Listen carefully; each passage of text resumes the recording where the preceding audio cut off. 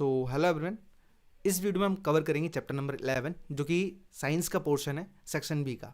Okay, तो सबसे पहले हमारे पास लिखा है what is sound. Okay, sound क्या है या फिर हम बोल सकते हैं ध्वनि क्या है। साउंड का मतलब साउंड का हिंदी ध्वनि होता है।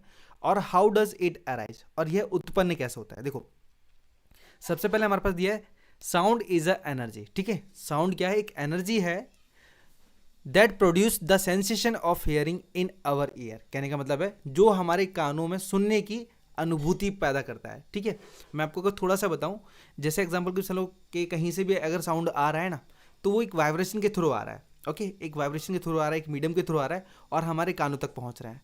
अब कान के अंदर जो पर्दा होता है ना, उससे जब वो साउंड टकराता है ना, तो वो एक वाइब्रेशन क्रिएट करता है। फिर उसे हम क्या करते हैं, ऑब्जर्व करके सुन पाते हैं। ठीक है, तो वो एक एनर्जी है। अब एक एग्जांपल की थ्रू समझते हैं। यहाँ पे लिखा है एज वी क्लैप, जैसे हम ताली बजाते हैं, the force of muscles produce vibration. मतलब अब ताली बजाते हैं, जैसे ही वो दोनों हाथ एक दूसरे से टकराते हैं तो दोनों मसल्स क्या करती हैं, एक वाइब्रेशन क्रिएट करती हैं and the vibration produce sound, और वो वाइब्रेशन ही साउंड को प्रोड्यूस करते हैं। ओके, सो आई होप पहला वाला क्वेश्चन आपको प्रॉपर तरीके से क्लियर हो गया हो। चलते हम सेकंड वाले पे। लिखा है गिव द साइंटिफिक रीजन। अब हमें साइंटिफिक रीजन दिखाना है, बताना है किस चीज़ के अंदर। देखो the sound produced bye honey bee can be heard. मतलब जो मधुमक्खी होते हैं वो जब उड़ती है ना, तो उनके जो पंख होते हैं, विंग, ठीक है, विंग होते हैं, वो उस टाइम आवाज़ करते हैं तो वो हमें आसानी से सुनाई देते हैं। But the sound produced by oscillating pendulums can not be heard. But pendulum का जो साउंड निकलता है ना, वो हम सुन नहीं पाते। उसके पीछे मैं आपको एक बार हिंदी में वापस से मतलब स्पष्ट बता दूंगा प्रॉपर तरीके से अपने अकॉर्डिंग। पहले हम आंसर के अकॉर्डिंग देखते समझते हैं। तो लिखा है because the sound produced by the vibration of the wings of the bees flies while in the air is audible sound and so it can be heard, but the frequency of the sound produced in the air due to the vibration of the pendulum is less than 20 hertz and which an inaudible sound, so it cannot be heard। देखो सबसे पहली बात मैं आपको फिर से बताता हूँ कि जब वो उड़ती है ना, तो उनके पंख क्या करते हैं, एक वाइब्रेशन क्रिएट करते हैं और वो वाइब्रेशन हमें प्रॉपर तरीके से सुनाई देती है। बिकॉज क्या है, उनकी जो वाइब्रेशन होती है ना, वो 20 हर्ट्ज से ज़्यादा की होती है। उनकी जो फ्रिक्वेंसी होती है ना, उसकी जो वॉइस की, वो 20 हर्ट्ज से ज़्यादा की होती है, इसलिए हम आसानी से सुन पाते हैं। बट जो पेंडुलम होता है ना, उसका जो साउंड होता है वो 20 हर्ट्ज से नीचे होता है, और हमारी जो क्षमता है ना सुनने की, वो है सिर्फ 20 हर्ट्ज से। हमारे पे जो सुनने की क्षमता है वो 20 हर्ट्ज से 20,000 हर्ट्ज तक होती है। ठीक है, तो जो पेंडुलम को साउंड होता है वो 20 हर्ट्ज से नीचे होता है, और नीचे जो 20 हर्ट्ज से नीचे होता है वो हम सुन नहीं पाते प्रॉपर तरीके से। Okay, so I hope clear हो गया हो कि जो हनी बी के पंखों की आवाज़ होती है उससे हम आसानी से सुन पाते हैं, बट पेंडुलम की क्यों नहीं सुन पाते। आपको क्लियर हो गया हो। तो बात करते हैं क्वेश्चन नंबर 3 पे। यह लिखा है what is the resonance and how can it be reduce. ठीक है, रिजोनेंस क्या होता है और ये कैसे कम होता है। देखो मैं आपको थोड़ा सा बताऊं, रिजोनेंस किसको बोलते हैं। जैसे हम बोलते हैं ना, तो हमारी जो वॉइस होती है, वो फ्रिक्वेंसी होती है, वो मतलब ना वेव, हम वेव बोल सकते हैं, तो एक मीडियम के थ्रू आगे जाती है। अब वो जब किसी से टकराती है ना, अब टकराती, जैसे हम समझो चलो कोई कपड़ा हो गया उससे टकराई, दीवार होगी उससे टकराई, और उसके द्वारा क्या होती है, वो एब्जॉर्ब हो जाती है। और एब्जॉर्ब होने की वजह से क्या होता है कि उसकी जो क्षमता घट जाती है, और इसी को हम रेजोनेंस कहते हैं। जैसे आपने सुना होगा ना कि कहीं पे आप चिल्लाते हो और वो आवाज़ रिपीट होकर आती है।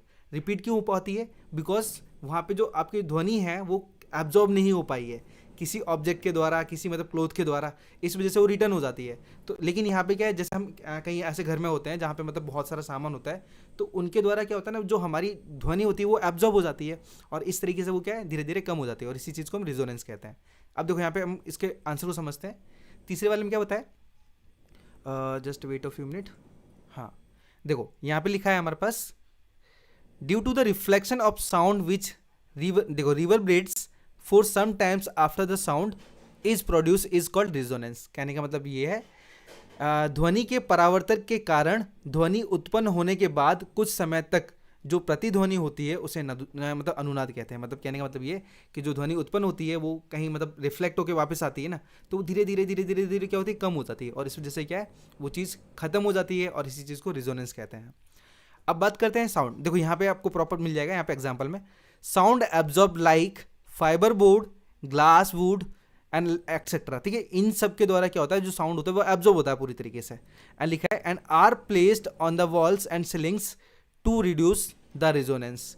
और यहाँ पे क्या है कि जो क्या बोलते हैं, हाँ दीवार होती हैं, ठीक है, फिर है ना ये छत होती है, ये क्या करती है, ये लगाई जाती हैं, क्योंकि क्या इनसे जो, हाँ सॉरी हम डायरेक्टली बोल सकते हैं, सीलिंग होती है, वॉल्स होती हैं, ये क्या करती हैं, उस ध्वनि को धीरे धीरे धीरे धीरे एब्जॉर्ब कर लेती हैं, और इस तरीके से क्या है, उसका जो रिजोनेंस होता है वो कम होता चला जाता है, ठीक है। सो आई होप आपको मालूम पड़ गया हो कि रिजोनेंस क्या होता है। तो अब हम बात करेंगे क्वेश्चन नंबर 4 की। यहाँ पे लिखा है right the law of reflection in case of sound wave, ठीक है। यहाँ पे लॉ ऑफ रिफ्लेक्शन बताना है जो कि साउंड वेव के अकॉर्डिंग है, ठीक है। अब देखो यहाँ पे क्या बोला है हमारे पास, सबसे पहला क्वेश्चन में light sound is reflected from positive and liquid surface. देखो सबसे पहले अगर मैं बात करूँ ना, तो जो साउंड होता है ना वो कभी भी किसी मीडियम के थ्रू मतलब आगे जाता है ना, तो कभी भी वो नेगेटिव नहीं होता है, या तो वो जीरो होगा, जब बोलेंगे नहीं तो जीरो ही हो जाएगा हमारे पास, और लेकिन और जीरो नहीं होगा तो वो पॉजिटिव होगा, ठीक है, नेगेटिव नहीं होगा। तो सबसे पहले यहाँ पे क्या बोला है कि जो मतलब light sound is reflected from positive and liquid surface, तो लिक्विड सरफेस से वो रिफ्लेक्टेड हो पाता है साउंड, तो वो तो क्लियर ही है, कोई दिक्कत ही नहीं उसके अंदर। तो नेक्स्ट हमारे पास दिया गया है following are the rule of reflection of Fanny. Fanny एक साइंटिस्ट थे जिन्होंने है ना रिफ्लेक्शन के रूल दिए थे साउंड के। चलिए तो पहले समझते हैं, यहाँ पे लिखा है angle of incidence and angle of reflected are equal. देखो मैं आपको थोड़ा सा बना के बताता हूँ, क्योंकि लाइट के अकॉर्डिंग ही बताया यहाँ पे। तो इस तरीके से देखो ये हमारे पास सरफेस है, अब यहाँ पे कोई लाइट आ रही है, ये इस प्रकार से लाइट आ रही है, ठीक है, और यहाँ पे स्ट्राइक होके इस सरफेस से फिर वापस से चली जा रही है। तो समझो कि अब ये मैं लाइट नहीं बता रहा हूँ, अब मैं बता रहा हूँ यहाँ पे साउंड। ये साउंड इसी तरीके से आ रहा है, और आने के बाद ना ये सरफेस के ऊपर स्ट्राइक करता है और वापस से रिटर्न हो जाता है। तो ये जो एंगल है ना, ये एंगल, ये इंसिडेंट एंगल होता है, और ये रिफ्लेक्टेड एंगल होता है, ठीक है। तो जो इंसिडेंट एंगल होता है वो रिफ्लेक्टेड एंगल के इक्वल होता है, बस यहाँ पे पहला रूल यही दिया है, angle of incidents and angle of reflected are equal. Clear है, ठीक है। नेक्स्ट पॉइंट दिया है incident sound at the incident point. देखो जैसे हमारे पास क्या है, अब ये इंसिडेंट साउंड है वो आ रहा है, जैसी पॉइंट पे स्ट्राइक कर रहा है ना, वो हमारे पास क्या होगा, इंसिडेंट पॉइंट हो गया। एंड द परपेंडिकुलर ड्रो, अब हमें क्या करना है, परपेंडिकुलर ड्रो करना है, यहाँ पे ड्रो कर दिया।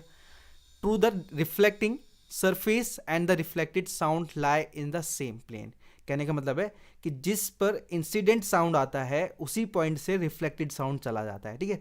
तो जो प्लेन बोला है ना वो एक ही है, ठीक है। देखो ये जो पूरा प्लेन ये एक ही है, एक ही प्लेन में, क्योंकि रिफ्लेक्टेड और यहाँ पे इंसिडेंट दोनों तभी तो इक्वल हो पाएगा, ठीक है।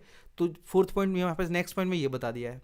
सो आई होप आपको मालूम पड़ गया होगा यहाँ पे फैनी के लॉ, ठीक है, और यहाँ पे रिफ्लेक्शन कैसे हैं, इनके मतलब नियम क्या है, वो सारी चीज़ें।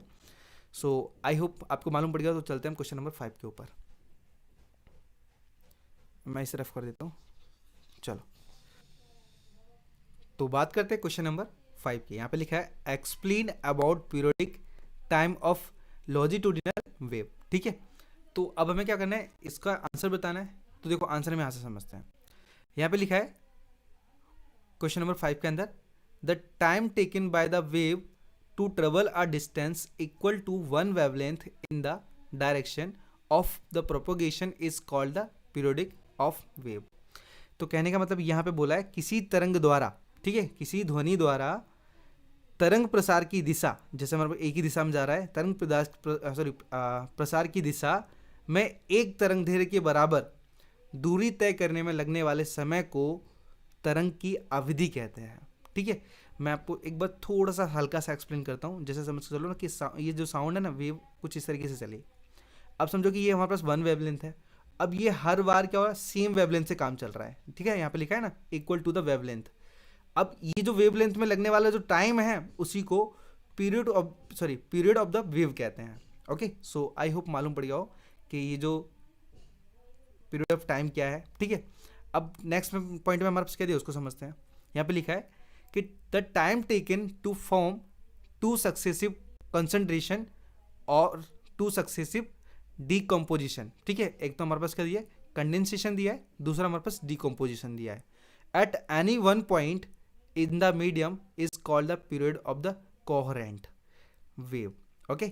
देखो दोनों ही वेव अलग अलग होती हैं, मैं आपको बता दूंगा। जैसे समझो क्या एक वेव होती है इस तरीके से, ऐसे चलती है ऐसे, ठीक है, इस तरीके से। दूसरी वेव ये होती है कि बहुत ज़्यादा क्लोज होती है, फिर एकदम बहुत दूर हो जाती है, फिर एकदम क्लोज होती है, फिर दूर हो जाती है, इस तरीके से चलती है। तो ये वेव्स हैं। अब यहाँ पे क्या दिया है समझते हैं।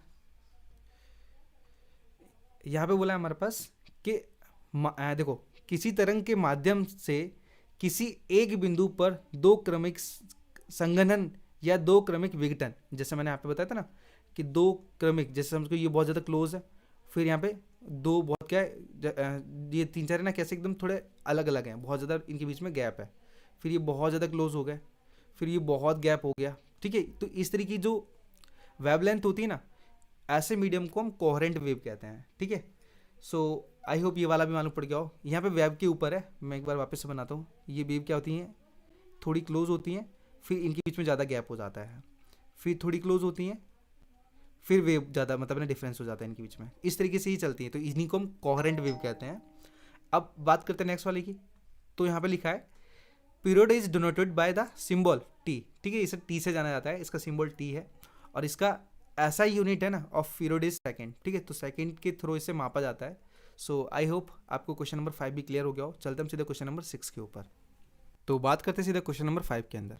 5 में बोला, सॉरी 5 नहीं 6 के बारे में।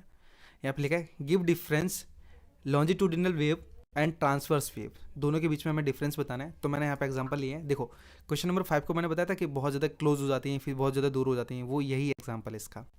देखो सबसे पहले हमारे पास पहला और दूसरा हमने पॉइंट में था एग्जांपल बता दिया, आप भी ऐसा बता सकते हो, कोई दिक्कत नहीं है यहाँ पे। देखो दूसरा पॉइंट दिया है हमारे पास कि particles vibration in the direction perpendicular to the direction of propagation of the wave, ठीक है। तो ये जो वेव होती है ना वो परपेंडिकुलर फॉर्म में चलती है। एंड यहाँ पे लिखा है कि particle vibration vibrate in a direction parallel to the direction of propagation of the wave. देखो यहाँ पे भी सेम ही डायरेक्शन होता है, बट यहाँ पे क्या होती है, ये सारी की सारी जो वेव्स होती है ना वो एक दूसरे के पैरेलल चलती हैं, ठीक है। फिर यहाँ पे लिखा है हमारे पास तीसरे पॉइंट में कि the crest and trough are formed, ठीक है। इसका मतलब होता है कि ये जो तरंग होती है ना वो कैसे ऊपर शिखर, देखो एक तरह का है ना, ये देखो मैं बताता हूँ आपको थोड़ा सा। हाँ, तो ये जो है ना ये ऊपर क्रेस्ट रहती है, ऊपर क्रेस्ट, ठीक है, और जो नीचे की साइड होता है ना वो अपना होता है थ्रोट, ठीक है, इसे थ्रोट बोल सकते हैं, थ्रोट। तो ये इस टाइप की कुछ है ना वेव्स तैयार करते हैं। एंड यहाँ पे लिखा है compression and refraction are formed, और इनके बीच में रिफ्रैक्शन और कंप्रेशन होता है। देखो जैसे कंप्रेशन बोलते हैं बहुत ज़्यादा क्लोज वालों को, और ये जो दूर दूर वाला है उसको हम बोलते हैं रिफ्रैक्शन, ठीक है। तो ये इस प्रकार से कुछ वेव होती हैं। फोर्थ पॉइंट है हमारे पास के formed on the surface of solid and liquid, और ये ना सॉलिड और लिक्विड की सरफेस पे बनती हैं। इनकी बात करें तो सॉलिड, लिक्विड और गैस ये तीनों में बन जाती हैं, ठीक है। और यहाँ पे क्या है, इनको मीडियम की जरूरत होती है, बट इनको मीडियम की जरूरत नहीं होती है, नहीं इनका भी मीडियम, दोनों को मीडियम की जरूरत होती है, बट यहाँ पे क्या है गैस के अंदर भी लॉन्जिट्यूडनल वेव चल सकती है। नेक्स्ट यहाँ पे दिया है हमारे पास मे बी इलास्टिक वेव और नॉन इलास्टिक वेव, एग्जाम्पल में लाइट वेव, रेडियो और वेव। तो यहाँ पे क्या है, जो ट्रांसवर्स वेव है ना इनके एग्जाम्पल हमारे पास जैसे वेव हो गया, ठीक है, लाइट वेव हो गई, रेडियो वेव हो गई, ये एग्जाम्पल है ट्रांसवर्स वेव के। अगर लॉन्जिट्यूडनल वेव की बात करें तो यहाँ पे क्या लिखा है कि only elastic wave, mechanical, example में जैसे साउंड हो गया, साउंड वेव हो गया, सिस्मिक वेव हो गया। सिस्मिक मतलब जो होता है ना भूकंप को नापने वाली एक मशीन होती है, उसके द्वारा मतलब क्या मापा जाता है। तो ये ऐसी वेव में काम आता है लॉन्जिट्यूडनल वेव, ठीक है। सो आई होप मालूम पड़ गया हो कि ट्रांसवर्स वेव क्या है और लॉन्जिट्यूडनल। तो अब क्या अपने हिसाब से लिख देना है यहाँ पे। फिर यहाँ पे लिखा है do not create pressure difference in the medium, और यहाँ पे क्या है कोई भी प्रेशर और क्रिएट मतलब ना ये सब क्रिएट नहीं होता है, या फिर बोल सकते हैं कि यहाँ पे कोई भी निश्चित अंतर पैदा नहीं होता। जैसे समझ रहे हो यहाँ पे कि ये ऊपर गया नीचे गया, ऊपर गया नीचे गया, तो इनमें कोई भी डिफरेंस नहीं है, अप डाउन चलता आ रहा है। बट यहाँ पे डिफरेंस साफ साफ दिख रहा है हमें कि कुछ वेव्स क्लोजली हैं और कुछ वेव्स बहुत ज़्यादा फार है, मतलब उनके बीच में बहुत ज़्यादा गैप है। तो यहाँ पे लिखा है creates pressure difference in the medium, ठीक है। तो यहाँ पे क्या है एक प्रेशर क्रिएट किया जाता है इनके मीडियम में, तो इसी वजह से क्या होती है कुछ वेव्स बहुत ज़्यादा क्लोज हो जाती हैं और कुछ बहुत दूर दूर हो जाती हैं, बट यहाँ पे ऐसा कोई प्रेशर क्रिएट नहीं होता, ठीक है। सो आई होप आप ये कोई भी पॉइंट लिख सकते हो, बिकॉज क्या आपको कोई अगर 2 मार्क्स का क्वेश्चन है आपको कोई भी 4 पॉइंट लिख देने हैं जो आपको पसंद आए, ठीक है। पहला तो ये वे भी डाल देना, तो ये इससे क्या क्लियर हो जाएगा पूरा, और बाकी के जो पॉइंट आपको पसंद आए वो ले लेना, ठीक है। सो आई होप ये वाला क्वेश्चन आपको प्रॉपर क्लियर हो गया हो।